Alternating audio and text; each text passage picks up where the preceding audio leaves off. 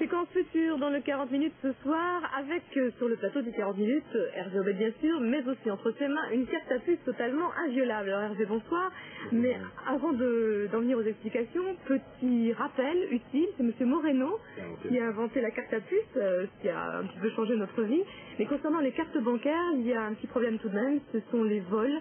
Et alors on peut donner un chiffre qui est quand même assez alarmant. En 92, 250 millions de francs ont été subtilisés de cette façon.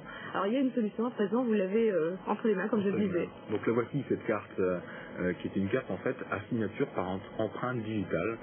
Ça va régler pas mal de problèmes. Vous allez voir, je vais vous montrer tout ça. Je vais insérer la carte dans le lecteur.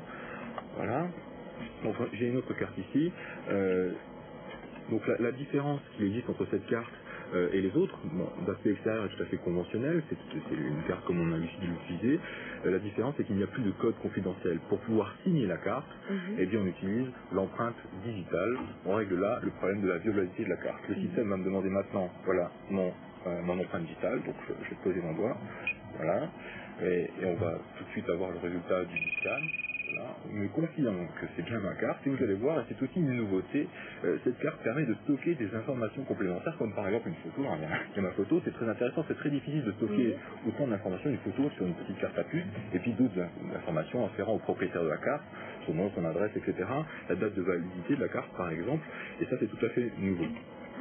Et alors au point de vue de l'empreinte, il n'y a pas d'erreur possible. C'est complètement inviolable comme système, c'est comme sur la carte d'identité d'ailleurs.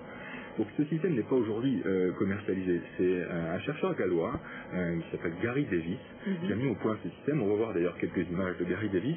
Il habite d'ailleurs dans la région Messine. Il a fait des travaux sur tout ce qui est compression d'images. Il cherche aujourd'hui des partenaires. Donc c'est un produit qui n'est pas du tout commercialisé aujourd'hui. Mais Gary Davis donc cherche des partenaires. Quelles applications on peut trouver à cette carte? Eh bien, on peut penser bien entendu au projet national actuel de carte d'identité nationale sur carte à puce. Évidemment, on peut aussi penser à tous les lieux où on veut contrôler l'accès des individus, par exemple les centrales nucléaires, les bases militaires évidemment, et également tous les centres de recherche. On a forcément besoin d'un micro-ordinateur? Pas forcément, non. Effectivement, on pourrait se passer de ce micro-ordinateur et avoir un lecteur de cartes relié à ce lecteur d'empreinte digitale, et à ce moment on pourrait se passer de micro-ordinateur. Si toutefois on veut faire des contrôles d'accès, permettre par exemple à certains individus de rentrer sur le site le dimanche matin, mais pas à d'autres, etc., à ce moment-là il faut effectivement un système informatique. Bien. Et ça coûte combien tout ça? Alors le coût est difficile. Une simple carte comme celle-ci, ça coûte quelques dizaines de francs évidemment. Maintenant si on a un gros projet informatique où il faut faire un certain nombre de développement, ça peut coûter, là il faut étudier en fait cas par cas pour donner un chiffre global. Je posais la question pour les partenaires éventuels. Absolument. Je pense qu'ils sont nombreux en tout cas. Merci Hervé Aubet.